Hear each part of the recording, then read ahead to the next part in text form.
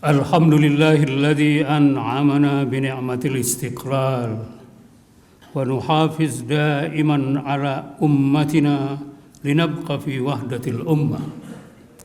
أشهد أن لا إله إلا الله وحده لا شريك له له الملك وله الحمد وهو بكل شيء خلقه.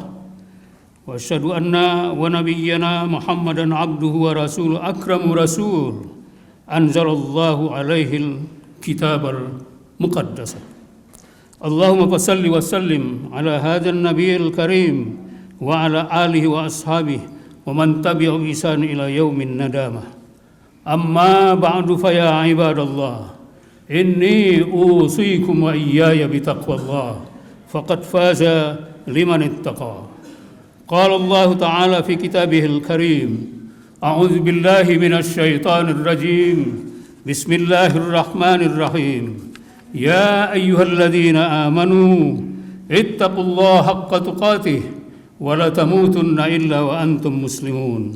وقال أيضا: وإذ تأذن ربكم لئن شكرتم لأزيدنكم ولئن كفرتم إن عذابي لشديد. Kaum muslimin sidang Jumat yang dirahmati Allah, bersyukur kita kepada Allah dengan ucapan Alhamdulillahirabbil alamin, sembari senantiasa meningkatkan ketakwaan kita kepadanya. Kita bermohon kepada Dia yang Maha Pengasih lagi Maha Penyayang agar kita dipanggil ke hadiratnya dalam keadaan konsisten sebagai seorang muslim guna mematuhi perintahnya dalam surat Ali Imran ayat 102 yang tadi sudah khatib bacakan di awal khutbah. Ya ayyuhalladzina amanu ittaqullaha haqqa tuqatih wa la tamutunna illa wa antum muslimun. Wahai orang-orang yang beriman, bertakwalah kepada Allah dengan sebenar-benarnya takwa, dan janganlah kamu mati kecuali dalam kedudukan sebagai seorang muslim. Bersalawat kita kepada Rasulullah sallallahu alaihi wasallam dengan mengucapkan Allahumma salli ala Muhammad wa ala ali Muhammad. Ketahuilah bahwa salah satu amalan yang disunnahkan oleh beliau di hari Sayyidul Ayyam ini adalah bersalawat kepadanya. Sebagaimana sabda beliau Rasulullah sallallahu alaihi wasallam, "Inna min afdali ayyamikum yaumal jum'ah fa'aksiru alayya minas shalah fih fa inna salatakum ma'rudatun alayya." Sesungguhnya di antara hari yang paling utama adalah hari Jumat. Karena itu perbanyaklah membaca salawat untukku. Sesungguhnya salawat kalian senantiasa ditampakkan kepadaku sampai hari kiamat. Tidak ada ibadah yang diperintahkan oleh Allah yang Allah ikut melakukannya. Allah memerintahkan salat tapi Allah tidak melaksanakan salat. Allah memerintahkan puasa tetapi Allah tidak menunaikan puasa. Allah memerintahkan zakat tapi Allah tidak membayar zakat. Allah memerintahkan haji tetapi Allah tidak menunaikan dan melaksanakan haji ke Baitullah.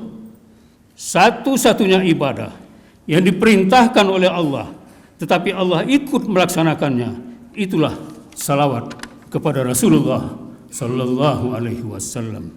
Firman Allah dalam surat Al-Ahzab ayat 56, "Innallaha wa malaikatahu yusholluna 'alan nabi ya ayyuhalladzina amanu shallu 'alaihi wa sallimu taslima." Sesungguhnya Allah dan para malaikatnya bersalawat untuk Nabi. Wahai orang-orang yang beriman, bersalawatlah kamu untuk Nabi dan ucapkanlah salam dengan penuh penghormatan kepadanya.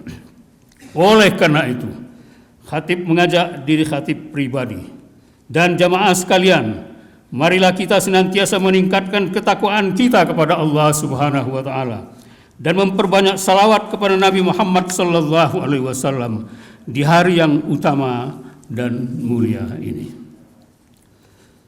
Sidang Jumat yang dirahmati Allah, kita baru saja memperingati detik-detik kemerdekaan bangsa kita 2 hari yang lalu. Peringatan yang penuh hikmat dan makna dalam usia negara kesatuan Republik Indonesia yang ke-77. Kita sungguh patut bersyukur kepada Allah atas nikmat kemerdekaan yang telah dianugerahkannya itu. Namun kita harus mengingatkan diri terus-menerus agar senantiasa menjaga, meningkatkan kesyukuran kita itu dengan mengisi kemerdekaan guna mewujudkan cita-cita mulia masyarakat bangsa yang adil, makmur, berdasarkan Pancasila dan Undang-Undang Dasar 1945 di atas berkat rahmat Allah yang Maha Kuasa.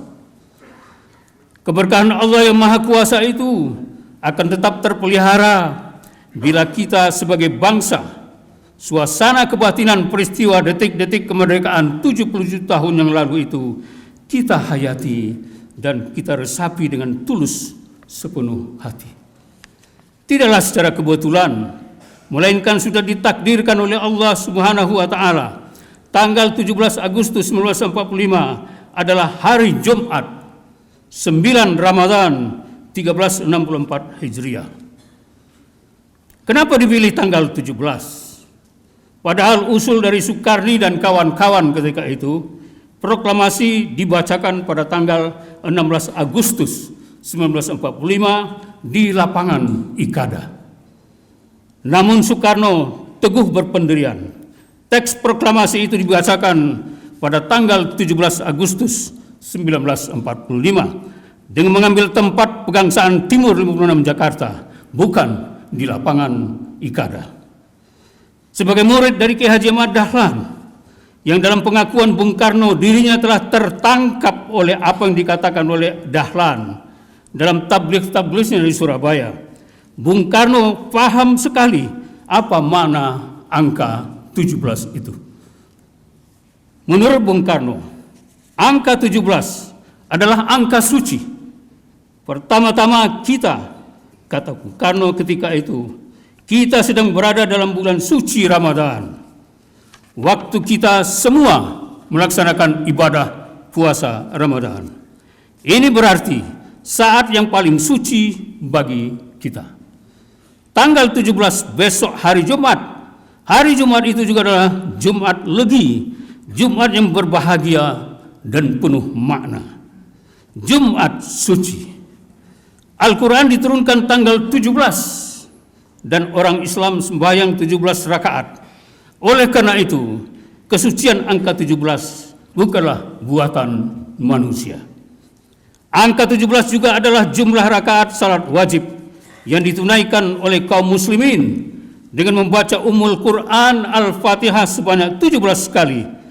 Surat Al-Fatihah mengandung puji-pujian kepada Allah yang Maha Kuasa, mengakui atas Allah yang Maha Kuasa tempat manusia menghambakan diri dan meminta pertolongan. Di samping itu, pilihan tempat proklamasi bukan lapangan Ikada, tapi Pegangsaan Timur 56 adalah tempat Soekarno berdiam pada waktu itu. Pegangsaan Timur 56 Jakarta adalah rumah yang diwakafkan oleh seorang syekh berasal dari Yaman bernama Paras bin Marta sebagai pemberian kepada Soekarno untuk dipergunakan sebagai markas perjuangan bangsa Indonesia. Sidang Jumat yang dirahmati Allah. Keyakinan atas nilai-nilai seperti tergambar di atas dan demi menjaga persatuan dan kesatuan anak bangsa, Ki Bagus Hadikusumo mengajukan usul amandemen pencoretan 7 kata Piagam Jakarta dengan kewajiban menjalankan syariat Islam bagi pemeluk-pemeluknya yang kemudian diganti dengan rumusan Tuhan yang Maha Esa.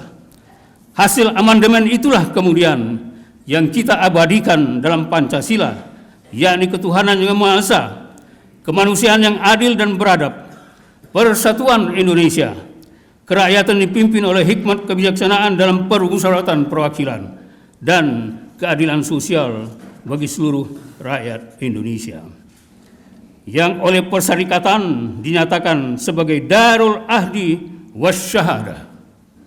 Dengan konsep negara Pancasila sebagai Darul Ahdi Wasyahadah, Muhammadiyah berhasil menemukan titik temu antara keislaman dan kehidupan berbangsa. Muhammadiyah sadar jika agama Islam harus menjadi ruh spiritual dalam kehidupan bernegara dan berbangsa, namun juga tidak menafikan jika dalam berbangsa Indonesia kita juga mendapati sebuah kenyataan Bhinneka Tunggal Ika. Sekali lagi, dengan adanya pemahaman Pancasila sebagai Darul Ahdi wa Syahadah, Muhammadiyah telah berhasil membangun watak anak bangsa sebagai seorang Muslim yang istiqamah, dan pada waktu bersamaan dia juga adalah sebagai seorang nasionalis sejati. Muhammadiyah memandang bahwa NKRI ditegakkan di atas falsafah yang luhur, yang sejalan dan senapas dengan nilai-nilai ajaran Islam. Negara Pancasila dipahami sebagai ideologi negara, hasil konsensus segenap elemen bangsa, Darul Ahdi, dan sekaligus sebagai tempat pembuktian atau kesaksian Darus Syahadah untuk mewujudkan negara yang aman dan damai, yakni Darus Salam. Nilai ideal yang diciptakan itulah yang termaktub dalam Al-Quran surat Al-A'raf ayat 96.